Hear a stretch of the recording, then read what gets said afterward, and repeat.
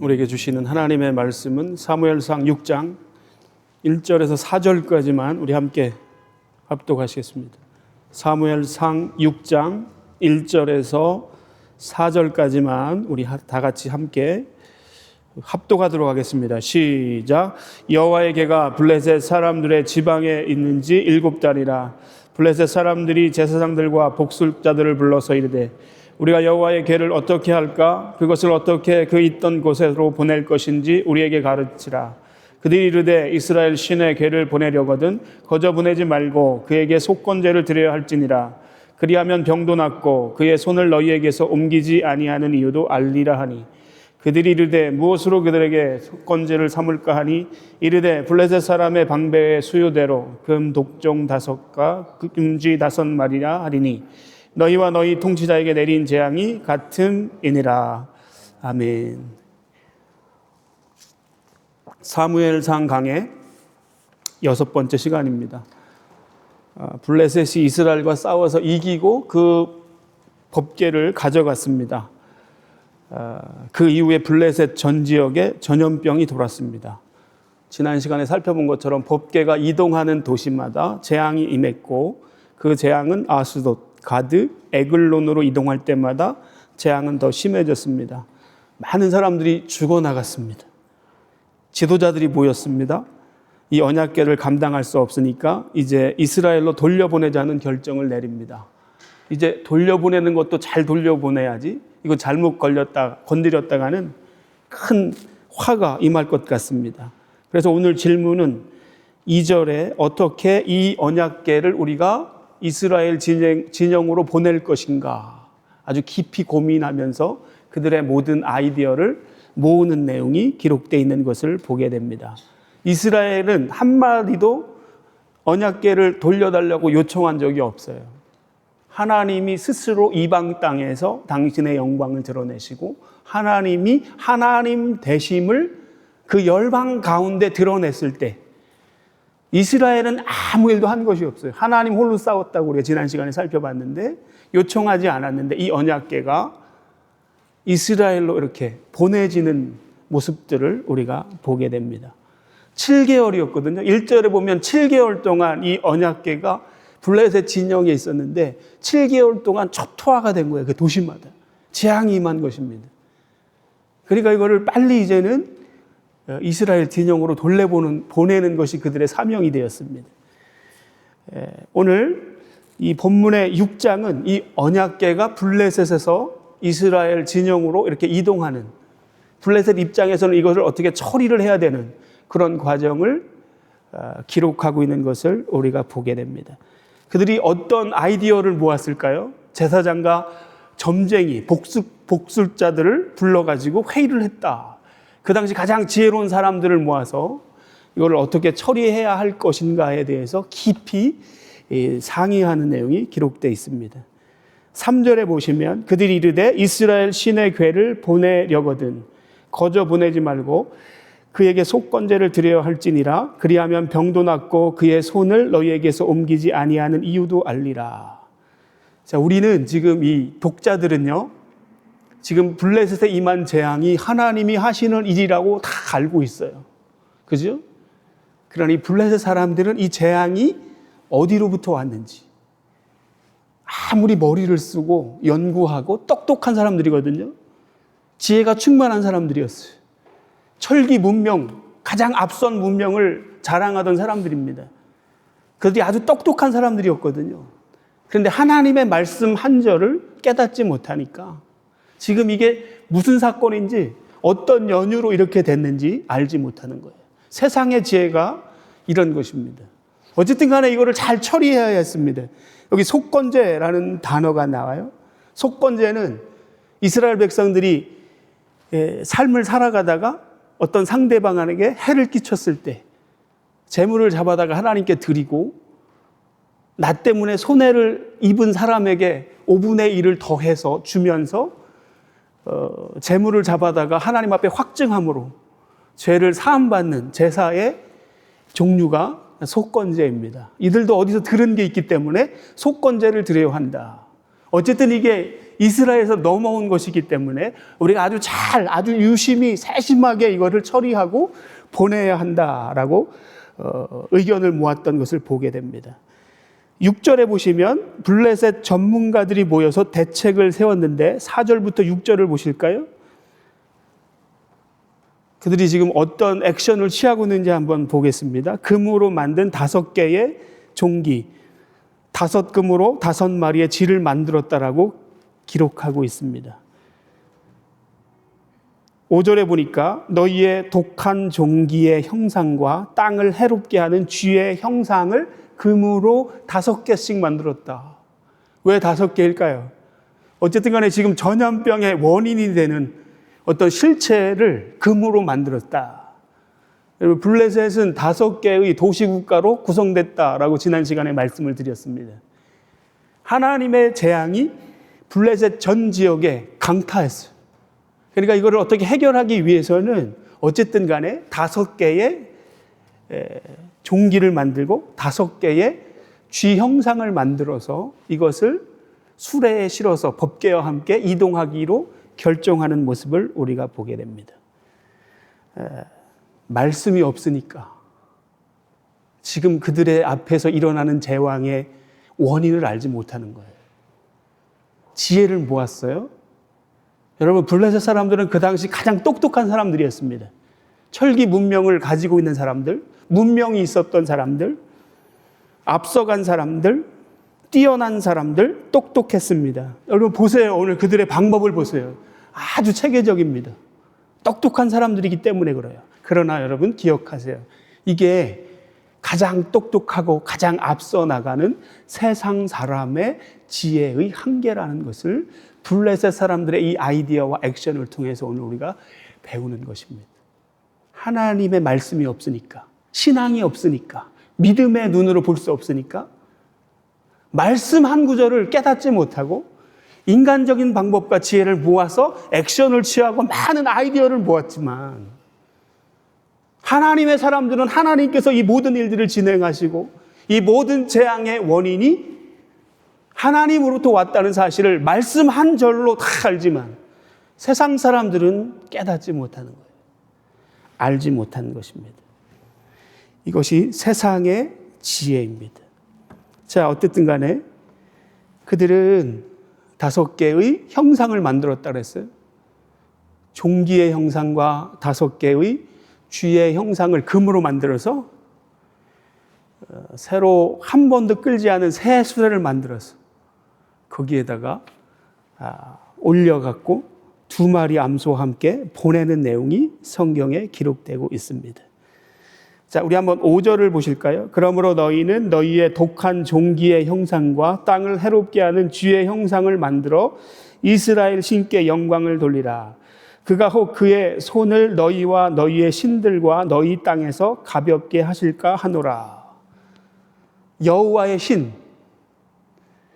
자, 하나님께서 그 이방 땅에서 하나님이 하나님 되심을 증거했을 때 블레셋 사람들도 이제는 하나님에 대해서 조금씩 인정하는 모습을 보게 됩니다. 이스라엘 백성들이 섬기는 여호와의 신이다. 이렇게 단어가 바뀌는 것을 보게 돼요.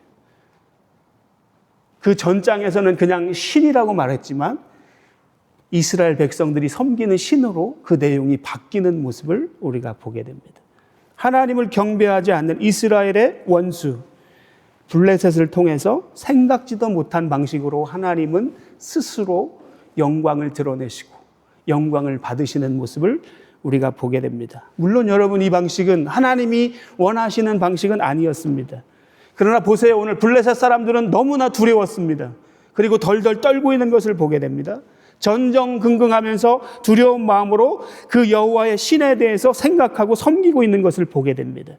그리고 이 블레셋 사람들은 애굽의 역사를 알고 있었어요. 지식도 뛰어난 사람들이었습니다. 탁월한 지혜를 가지고 있었어요.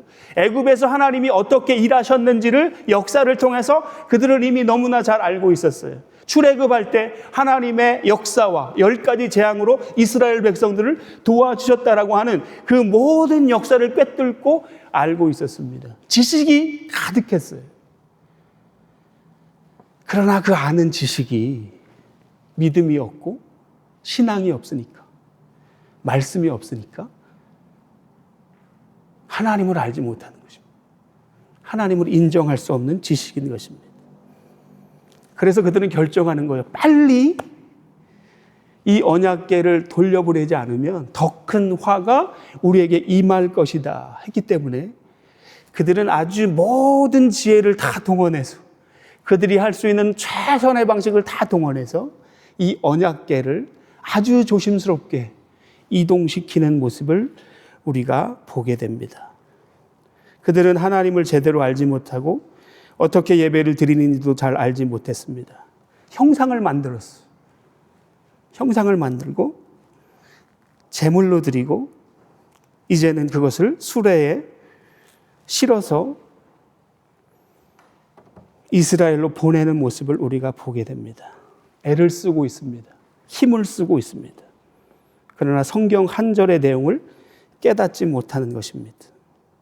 지혜는 있지만 신앙이 없습니다. 말씀이 없습니다. 이게 세상에서 지혜롭다고 하는, 똑똑하다고 하는 세상 사람의 지혜의 한계임을 성경은 오늘 우리에게 가르쳐주고 있어요. 우리가 그렇게 똑똑하지 못하고 지혜롭지 못하지만 하나님의 말씀을 깨달을 수 있는 것. 이들은 말씀 한 구절을 깨닫지 못하니까 이렇게 애쓰고 힘을 써도 하나님이 하시는 일에 대해서 아직은 의문을 가질 수밖에 없는 거예요. 그래서 그들이 어떤 조치를 취하는지 한번 보겠습니다. 7절부터 9절을 보실까요? 그들은 여호와의 궤를 돌려보내는 과정에서 마지막 검증 작업을 하는 모습을 보게 돼요. 무슨 검증이었는가? 여기 잘 보세요.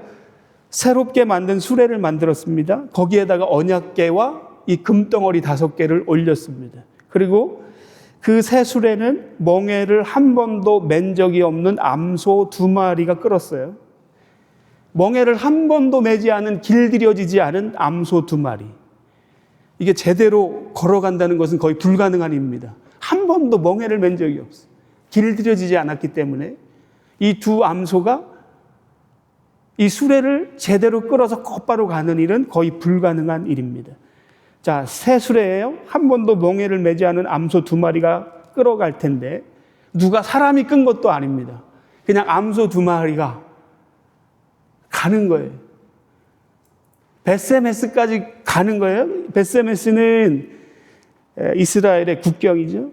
누가 끌고 간 것도 아니고 소 2마리가 그냥 끌고 가는 것입니다. 만일 그들이 똑바로 벳세메스까지 도착하면 블레셋에 내린 모든 재앙은 하나님이 행하신 것이고, 만일 이 2마리 암소가 좌로나 우로나 치우치거나 돌아서면, 이탈하면 블레셋에 임한 재앙은 우연히 일어난 것이다. 그들 스스로 그렇게 결정을 내렸어요. 특히 이 두 암소는 이제 막 새끼를 난 송아지가 있는 암소였습니다. 그러니까 이건 불가능한 일이에요. 이제 막 새끼를 낳아가지고 이 새끼와 함께 있어야 되잖아요, 어미소가. 여러분, 새끼를 낳고 이 엄마소는 어디 떠나지 않습니다. 근데 우리에다 집어넣고 이제 가야 할 길을 정해서 가는 건데, 놀랍게도 이 소가 울기는 우는데 돌아서 가지 않는 거예요. 벳세메스까지 똑바로 이탈하지 않고 정확하게 도착하는 것입니다. 이것을 통해서 하나님께서 메시지를 주시는 거예요. 그들의 상식, 그들의 지혜, 그들의 과학, 그들의 지식, 이거를 다 초월해서 오늘도 일하고 계시는 그 하나님을 이 모든 사건을 통해서 성경은 드러내고 있다는 사실입니다. 그들이 생각했어요. 만일 본능대로 이 소가 돌아서 턴해가지고 우리 진영으로 오게 되면, 조금이라도 항우를 이탈해서 목적지까지 가지 않으면 우리에게 임한 이 모든 재앙은 우연히 일어난 것입니다. 그러니 하나님과 상관없습니다. 그러나 만일 우리의 본능을 다 거스르고 몇 번의 장치를 만들었어요. 불가능한 장치입니다. 보세요. 길들여지지 않은 두 암소, 이제 막 새끼를 낳은 두 암소, 한 한 번도 멍에를 맨 적이 없었습니다. 누가 끌고 간 것도 아니었어요. 자기들끼리 벳세메스까지 정확하게 도착하고 있는 것을 보게 됩니다. 하나님이 이런 방식으로 열방 가운데 당신이 하나님 되심을 드러내고 있는 거예요.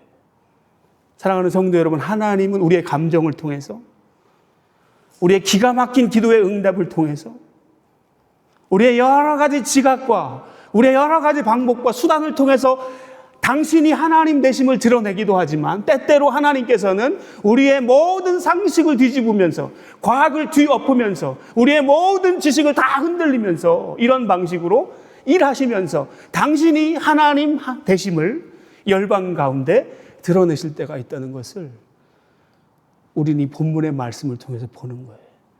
성경이 오늘 독자들에게 선포하고 싶은 것이 이것이에요. 하나님은 오늘도 열방 가운데 왕이시다. 역사를 주장하시는 하나님이시다. 이것을 드러내고 싶은 것입니다. 그토록 하나님을 인정하지 않고 싶었던 블레셋, 여러 가지 본능을 거스르는 장치를 하나, 둘, 세 개씩 만들어 놓고 설마 했지만은 우리 하나님께서 이 모든 과학과 지식과 상식을 초월해서 당신이 역시 열방의 주인임을, 왕이심을 선포하고 있는 모습을 우리가 보게 됩니다. 겹겹이 일어날 수 없는 장치를 만들었어요. 사실은 이거 불가능한 일입니다. 그러나 여러분, 그 먼 거리를 이 암소가, 이 두 마리가 조금의 이탈도 없이 벳세메스로 도착했다는 것을 우리가 오늘 본문의 말씀을 통해서 봅니다. 기적이 일어났어요. 어떤 학자들은 이 장면을 암소 계시라고 말하기도 합니다. 하나님께서 블레셋 사람들에게 그들의 이해의 폭 안에서 말씀해 주신 거예요. 여전히 살아계신 하나님, 본능적으로는 한 번도 수레를 매지 않아서 수레를 맬 수 없었지만 겹겹이 본능을 거스르고 상식을 거스르고 과학을 거스르고 하나님이 하나님 되심을 드러내고 있어요. 나는 전능하신 하나님이야. 나는 여전히 살아서 세상을 다스리고 통치하시는 하나님이야. 열방의 모든 백성들에게 하나님이 하나님 되심을 드러내고 있습니다. 블레셋 사람들의 과학을 넘어서는 하나님의 임재. 블레셋 사람 입장에서는 상황이 이제 다 정리가 되었어요. 이 두 암소가 수레를 메고 벳세메스에 탁 도착합니다. 이제 블레셋 사람들은 이제 다 옮긴 거예요. 상황은 종료된 것입니다. 너무나 기뻤습니다. 자, 이거를 받아들이는 이스라엘 진영의 모습을 우리가 한번 봤으면 좋겠어요. 언약궤가 이제 이스라엘 벳세메스라고 하는 동네로 들어왔습니다. 블레셋은 기뻐했고 이스라엘도 법궤가 들어오기 때문에 감격할 수밖에 없는 거예요. 잃어버린 하나님의 법궤, 하나님의 임재와 영광을 상징하는 이 법궤를 빼앗겼을 때 그들의 마음이 얼마나 상하고 아팠어요. 그러나 그 법궤가 하나님의 스스로 일하심으로 말미암아 이스라엘 진영 안으로 들어오고 있는 것입니다. 13절 보실까요? 벳세메스 사람들이 골짜기에서 밀 농사를 짓다가 눈을 들어 궤를 보았습니다. 법궤가 들어오는 거, 수레를 본 것입니다. 너무 기뻐한 거예요. 여기 벳세메스라고 하는 지명이 나옵니다. 여러분, 벳세메스는 어떤 곳이냐? 여호수아에 보시면 이 벳세메스 지역은 유다 지파에게 약속으로 주신 기업을, 약속의 땅. 근데 거기에는 특별히 누가 살았느냐? 레위 자손이 살았습니다. 레위 자손 중에도 특별하게 이 하나님의 거룩한 직무를 감당하는, 이 성막의 일을 감당하는 레위 자손 중에서도 구핫 자손이 살던 곳이에요. 어떻게 보면 가장 법궤가 무엇이고 이 성물을 어떻게 다루어야 하는지 아는 그 사람들에게 이 법궤가 도착한 것입니다. 너무나 기뻤어요. 감동했습니다. 잃어버린 법궤를 다시 찾았기 때문입니다. 마침 그 도착한 그곳이 레위 자손, 고핫 자손 살던 그곳이라 이 법궤는 너무나 제대로 이스라엘 진영으로 도착한 것입니다. 그런데 여러분 보세요. 여호와의 법궤가 벳세메스에 도착하자 이 레위 사람들은 이 두 암소를 하나님 앞에 번제로 드렸다, 이렇게 기록하고 있는 것을 보게 됩니다. 15절 보실까요? 레위인은 여호와의 궤와 그 궤에 함께 있는 큰 봄을 담긴 상자를 내려다가 큰 돌 위에 두매. 그날에 벳세메스 사람들이 여호와께 번제와 다른 제사를 드리니라. 자, 번제를 드렸다. 소가 이제 묵묵히 뒤도 돌아보지 않고 좌로나 우로나 치우치지 않고 사명을 다했습니다. 근데 번제로 드렸다라고 말씀하고 있어요. 그리고 그 법궤를 여우수아라고 하는 사람의 집에 마당에 아마 큰 바위가 있었는데 그 바위 위에 두었다라고 성경이 기록하고 있습니다.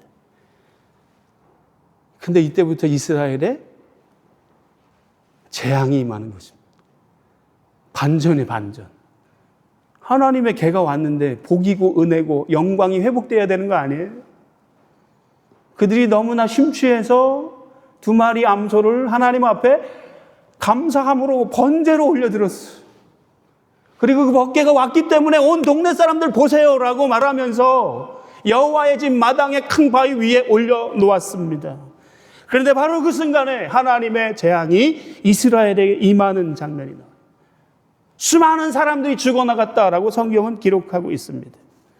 이 사건 바로 직후에 엄청난 재앙이 이스라엘 땅에 임하고 있는 것을 보게 됩니다. 이유가 뭘까요? 레위기에 보면은 법궤를 드릴 때 소나 양을 잡아 제사를 드릴 때 그 제물은 반드시 수컷으로 드리라고 말씀합니다. 두 암소였습니다. 레위기 1장 3절 가축 중에 소나 양이나 만약에 소나 양으로 제물을 드릴 때 반드시 흠이 없는 수컷으로 드려야 한다. 무엇을 드려야 합니까? 양이나 염소로 드릴 때 흠 없는 수컷으로 드려야 했습니다. 그런데 여러분 암소를 드린 거예요. 암소로. 두 번째, 하나님의 언약궤에 관한 말씀을 보시면 민수기 말씀에 보면 하나님의 언약궤를 성막 안 지성소에 둘 때 하나님의 영광을 나타내는 성소에서 구름이 떠올라 운행하실 때 언약궤를 이동하는데 성소와 지성소를 가르는 휘장으로 우선 언약궤를 덮어야 했습니다. 그리고 그 위에 해달 가죽으로 덮고 순청색 보자기로 쌌습니다. 그리고 그 궤를 들어서 이동했어요. 두 가지 착오가 생긴 거예요. 번제를 드리는데 암컷을 드렸고 이 언약궤를 잘 덮어두어야 하는데 온 세상 사람들이 다 볼 수 있도록 다 오픈해서 그리고 거룩한 그 법궤를 사람들이 들여다보았다. 자세히 15절 이하에 보시면은 16, 17절로 넘어가시면 사람들이 너무나 기쁜 나머지 너무나 반가운 나머지 그 여호와의 궤를 들여다보았다. 하나님의 재앙이 임한 것입니다. 하나님이 명하신 대로 말씀하신 대로 그 하나님을 존중하며 대하지 않았습니다. 여러분, 이 모습은 언약궤를 빼앗겼던 그때의 모습이에요. 그때와 너무 별반 다르지 않은 모습입니다. 그 거룩하신 하나님의 영광을 상징하는 법궤가 돌아왔지만 이스라엘 진영 안에는 여호와의 재앙이 임해서 많은 사람들이 죽어나가는 모습을 우리가 보게 됩니다. 이들의 취한 태도를 볼까요? 블레셋 사람과 똑같은 태도를 취했습니다. 블레셋 이 법궤가 이동하는 도시마다 재앙이 임하니까 도시마다 옮겨갔어요. 똑같습니다.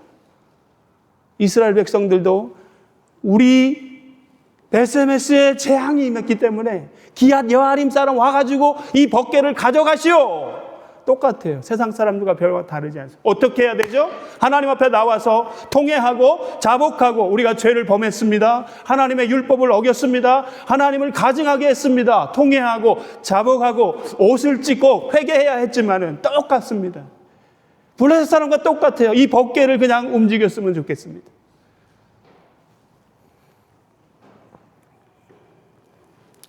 사랑하는 성도 여러분, 여호와 하나님의 법궤가 우리 진영으로 온다는 것은 은혜이고 복이에요. 하나님의 영광과 임재가 있는데 복이고 축복입니다. 그러나 그 하나님을 우리가 하나님이 원하시는 방식대로 그 하나님 존중해드리고 예배를 드릴 때에만 진정한 복이 됨을 우리가 오늘 말씀을 통해서 봅니다. 내가 임의대로 하나님을 조작하거나 내 마음대로 내 방식대로 하나님을 예배할 때가 얼마나 많이 있는지 몰라요. 우리의 예배는 너무 많이 무너져 있는 것은 아닐까요? 내 느낌과 내 시간과 내 감정, 하나님과 상관없어. 우리 방식대로 내 임의대로 하나님 앞에 예배를 드릴 때가 얼마나 많이 있습니까? 여호와 하나님의 법궤가 이스라엘 진영 안에 왔지만 그것이 복이 될 수 없었던 이유는 그들이 그들의 방식대로 하나님 앞에 나아갔을 때 도리어 그 법궤는 그들에게 화가 되고 있는 것을 보게 됩니다. 그들이 하나님을 자기 방식대로 자기가 원하는 방식대로 예배했기 때문입니다. 이 말씀을 보면서 나는 오늘 어떤 모습으로 하나님 앞에 예배를 드리고 있는가? 이 질문을 저 스스로에게 하게 되었습니다. 레위기 말씀은 제사에 관한 규칙들, 율법들이 기록된 말씀입니다. 레위기 8장 말미에 보면 아론과 그 아들들을 대대로 제사장으로 구별하고 성별하는 내용이 나옵니다. 9장에는 성막에서 영광스러운 첫 제사를 아론과 그 아들들이 드리고 그 첫 제사를 드릴 때 하나님의 영광과 임재가 충만하게 임했어요. 그런데 10장으로 넘어가면 아론의 아들 나답과 아비후가 하나님이 원하시지 않는 불을 가져다가 분향하다가 여호와의 불이 나와서 그들을 삼키는 내용이 나옵니다. 여호와 앞에서 첫 예배를 감격적으로 드리고 하나님의 영광과 임재가 충만하게 임했지만 그 다음에 하나님이 명하지 않은 다른 불을 가져다가 분향했을 때 여호와 하나님의 불이 재앙이 돼서 그들을 사르는 모습을 보게 됩니다. 하나님이 열어주신 길이 아닌 자기의 길로 나갔다가 죽는 사건이 기록되고 있습니다. 사도행전 4장 복음이 충만하게 전해지고 교회는 믿는 자의 수가 더해갔습니다. 많은 사람들은 자기의 소유를 팔아서 유유상종했어요. 가난한 사람이 한 사람도 없었습니다. 천국과 같은 기쁨이 넘치는 교회가 되었습니다. 믿는 자의 수가 날마다 더해갔고 말씀이 선포될 때마다 회개하는 수많은 사람들이 일어났어요. 그런데 5장에 자기 의를 드러내기 위해서 하나님을 속이는 아나니아와 삽비라 사건이 바로 따라 나오는 것을 보게 됩니다. 바나바가 유력하게 헌금하니까 자기도 인간적인 마음으로 사람들의 주목을 끌기 위해서 자기 임의대로 속이고 헌물을 남겨두고 그 일부만 하나님께 드렸을 때 성령을 속인 죄로 그 불이 내려와 그 생명을 취하는 모습이 나오고 있습니다. 여러분, 두렵고 떨리는 일이에요. 하나님 앞에 예배를 드릴 때 하나님이 원하시는 방법대로 하나님의 길대로 우리가 예배를 드려야 할 줄로 믿습니다. 오늘 보세요. 하나님은 당신의 영광을 드러내시면서 살아계시고 여전히 왕으로 다스리시고 통치하는 것을 인정할 수밖에 없도록 블레셋에 자신을 드러내셨고 그 하나님은 이제 이스라엘로 돌아오셨습니다. 하나님이 여전히 살아계신 하나님이심을 드러내셨어요. 그러나 보세요. 하나님을 존중하지 못했던 이스라엘. 예배가 다 무너진 이스라엘. 자기 방식대로 자기가 원하는 대로 하나님 앞에 나아갈 때 재앙이 임하는 모습을 우리가 보게 됩니다. 성경은 오늘 이 사실을 독자들에게 폭로하면서 우리에게 질문을 던지고 있어요. 당신의 예배는 어떠하십니까? 여러분의 예배는 무엇을 기준으로 드려지는 예배입니까? 내 마음대로, 내 뜻대로, 내가 원하는 대로, 내 감정 따라, 기분 따라, 내 만족을 위한 예배입니까? 남는 짜투리 시간을 드리고 있습니까? 하나님을 안방에서 쫓겨내고 저 뒷방으로 내몰아버리고 그 안방을 여러분이 차지하고 있는 것은 아닙니까? 내 마음대로 그 하나님을 조종하고 있지 않습니까? 사랑하는 성도 여러분, 복음은 싸구려가 아니고 예배를 받기에 합당하신 하나님은 그렇게 우리가 우리 생각과 방식대로 대해도 괜찮은 하나님이 아니세요.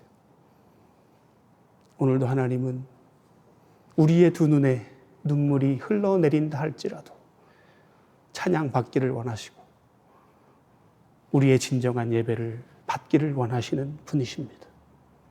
여러분의 예배는 어떻게 드려지고 있습니까? 이사야에 보니까 저는 것, 흠 있는 것, 훔친 것, 저울 속이고 드렸을 때 하나님께서 말씀하셨어요. 안 드려도 괜찮아. 내가 역겨워서 더 이상 너희들의 예배를 받을 수가 없겠다. 괜찮아. 나는 그렇게 싸구려 하나님이 아니야. 복음은 싸구려가 아니야. 네가 남는 그 짜투리 시간을 드릴 때 하나님이 가슴이 아픈 거예요.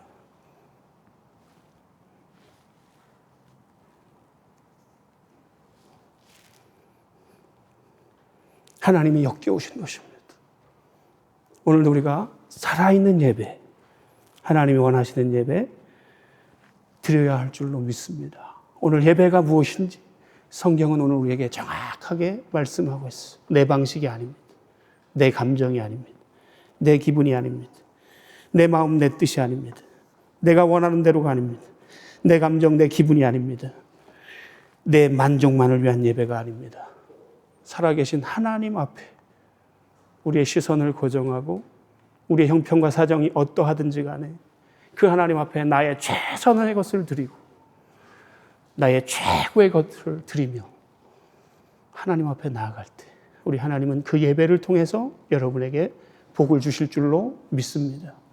그곳에 하나님의 영광이 충만하게 임하게 될 줄로 믿습니다. 하나님을 싸구려 취급하지 마십시다. 복음을 싸구려 취급하지 마십시다. 여러분의 가장 소중한 시간을, 여러분의 가장 귀한 예물을, 여러분의 가장 귀한 마음을 하나님 앞에 올려드릴 때 하나님도 여러분을 존중히 여기시고 여러분에게 필요한 은혜를 오늘 우리에게 허락해 주실 줄로 믿습니다. 무너진 여러분의 예배를 다시 회복하는 이 시간 되었으면 좋겠어요. 하찮게 여겼던 시간들, 내 방식대로 드렸던 모습들, 아니, 예배가 살아야 우리의 삶이 회복이 될 수 있고 언약궤가 머무는 것이 진짜 영광이고 은혜이고 임재인 것을 어떤 방식으로요? 하나님이 원하시는 방식으로 예배할 때 그 언약궤가 머무는 것이 은혜이고 복인 것을 오늘 우리가 본문을 통해서 발견합니다.